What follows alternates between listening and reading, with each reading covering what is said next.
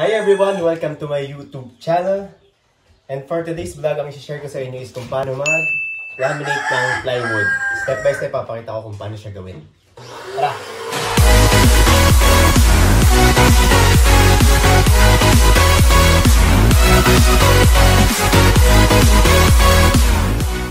First step, kailangan malinis yung plywood at yung laminate.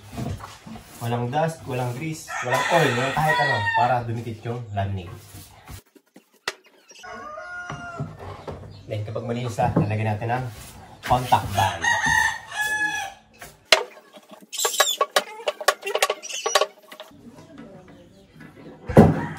Then kapag may contact band na, ikakalat ang dito sa surface ng plywood.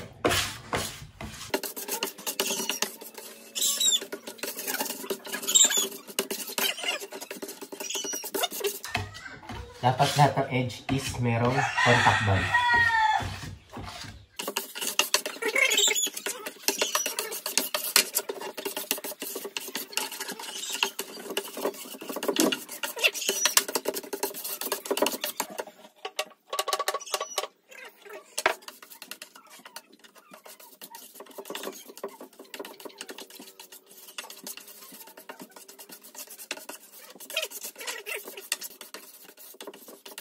Ayan, once na meron na yung plywood ng contact band, papatuyin siya 10 to 15 minutes.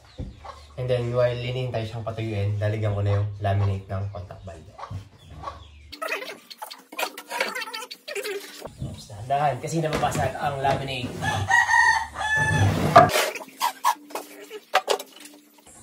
Then, ito naman lalagyan ko yung laminate ng contact band.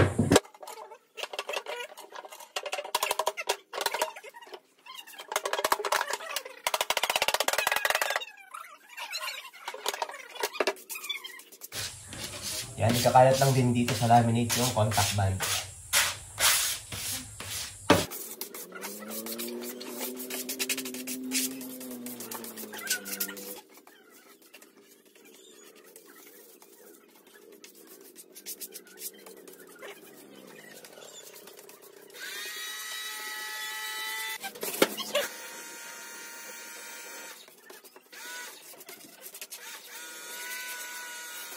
Ayan, patuyo ko na ng 10 to 15 minutes both yung laminate and then yung plywood, so ilalagay ko na siya.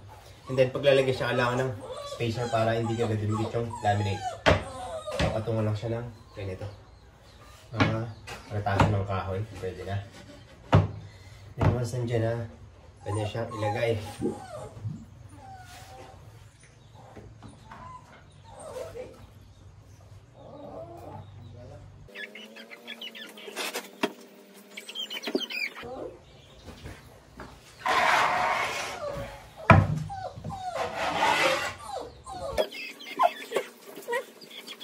Lalagyan lang ng pressure yung ibabaw ng laminate para malapit sa plywood.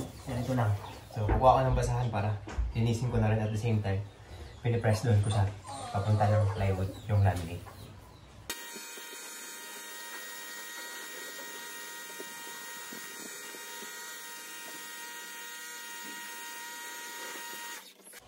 Ayan, dikit ko na yung laminate. Contact na contact ko talaga siya. Dikit na dikit na siya. Gagawin ko na next is ititrim ko yung mga excess na laminate using router.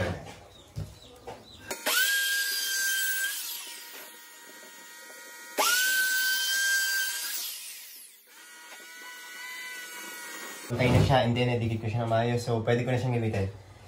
Yun lang ituturo ko today kung paano mag-laminate ng plywood. Thanks for watching guys. Don't forget to subscribe and like this video.